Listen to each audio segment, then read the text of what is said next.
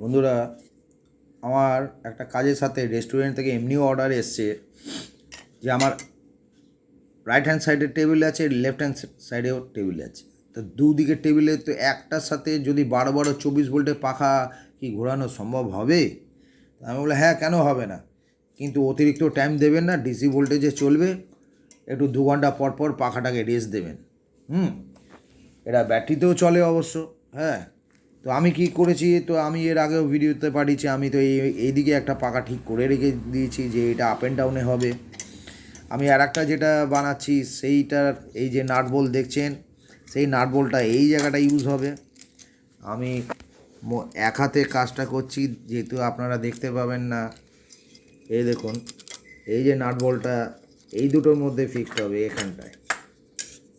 এখানে যখন ফিক্সড হয়ে যাচ্ছে, আমার এখানটায় ফিক্সড হতে আমি যখন একটু ব্যাকাভাবে রাখবো, তো আমার এখানে একটা ব্লেড ঘুরছে, এখানে একটা ব্লেড ঘুরছে, আমার ফ্রন্টে একটা ব্লেড ঘুরছে।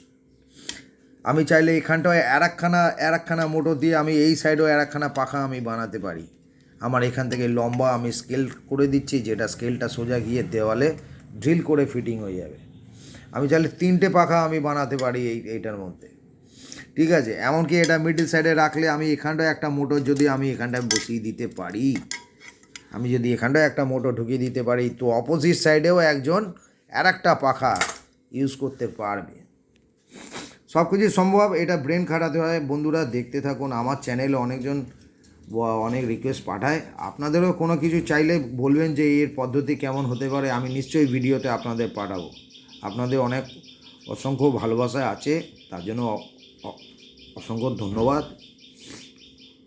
রাখলাম বন্ধুরা।